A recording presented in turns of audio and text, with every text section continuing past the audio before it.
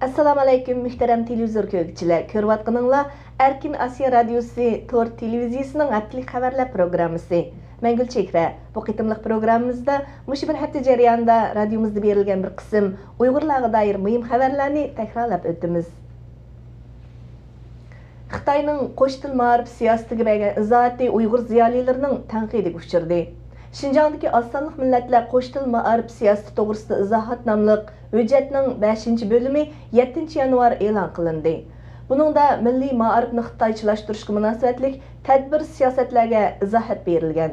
Amerikadagi Uyg'ur ziyolisi doktor Erkin Sidiq apandi bu dokladning faqat qo'sh til ma'rifi siyosatining assimilyatsiyani maqsad qilganligini texmi aniq isbotlab bergandan boshqa ilmiy qiymati yo'q dedi. Dastlab o'tir maktablardan boshlangan qo'sh til siyosati navbatda yasli ma'rifigacha kengaytirilgan edi.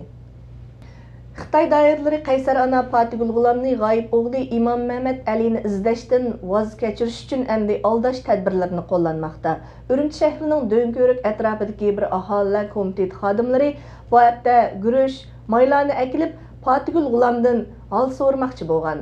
Fatigul xonim o'ziga hech qanday yordamning kerak emasligini, faqat g'oyib o'g'lining uchurini elishdan boshqa dardining yo'qligini bildirib, atalmish hol so'rg'uvchilarni uydan qo'g'lab chiqargan.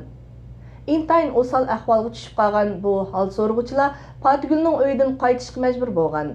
Xitoy doiralari Fatigul G'ulomni g'oyib o'g'li Imom Mehmet Alini izlashdan voz kechirish uchun 2010-yili uningga 10 kunlik qamoq jazosi bergan edi.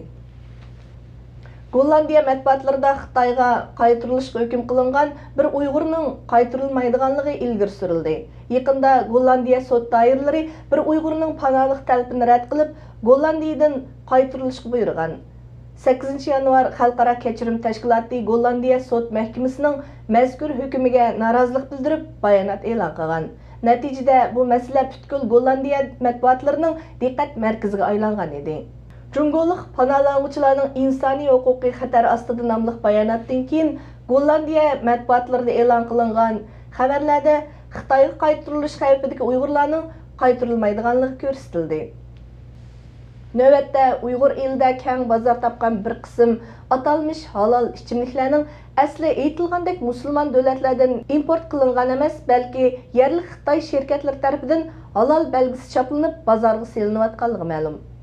Bu vaqtda to'xtalgan kuzatuvchilar buning Uyg'urlarning diniy aqidasiga qilingan zo'r haqorat ekanligini, ichinishli yeri Uyg'urlarning o'z huquqlarini qonuniy yo'l bilan qo'g'dash imkoniyatiga ega emasligini bildirdi. Uyg'ur eli bozorlarini halol ichimlik bilan ta'minlaydigan bir Xitoy shirkati bu halol yemekliklarning ko'pchiligini o'zlari yasab halol belgisi choplab qo'yganligini oshkorladi. Turkiyada yana bir yer joy ismi Uyg'ur nomida ataldi. U bo'lsa Turkiyaning Qaysari shahridagi bir ko'chaga berilgan Mehmet Jantürk nomidir. O'tgan hafta Qaysari shahar boshlig'i vakili Murat apandi Mehmet Jantürk ismli Uyg'ur buvayni yo'qlab kelib, shaharlik hukumatning hujjat tushirib, Ahmet Yasavi mahallasidagi 44-ko'chaning ismini Mehmet Jantürk qilib o'zgartganligini bildirdi. Mehmet Jantürk apandi 1961-yili Qaysarga ko'chib kelgandan beri Sharq Turkiston masalasini turk jamoatchiligiga yetkazish uchun tinimsiz kurash qilgan zot ekan. Kishilik huquqni kuzatish tashkiloti bayonot e'lon qilib, Xitoy xalq qurultiyi yaqinda ma'qullagan tor uchurlarini qo'g'dashni kuchaytirish qarorini tanqid qildi. Mazkur tashkilotning ilgari surishicha, Xitoy hukumatining torni kontrol qilishni ilgirlab kuchaytirishi shaxsiy bexatarlik va shaxsiy maxfiyatlikka tahdid paydo qiladi ekan. Xitoy xalq qurultiyi doimiy komiteti tor uchurlarini qo'g'dash to'g'risidagi mazkur belgilamani 28 dekabr ma'qullagan edi. Muhtaram televizor ko'ruvchilar, yuqorida sizlar Erkin Asiya radiosi Tor televiziyasining haftalik xabarlar programmasini ko'rdinglar. Kelar hafta ko'rishguncha omon bo'lgaysizlar.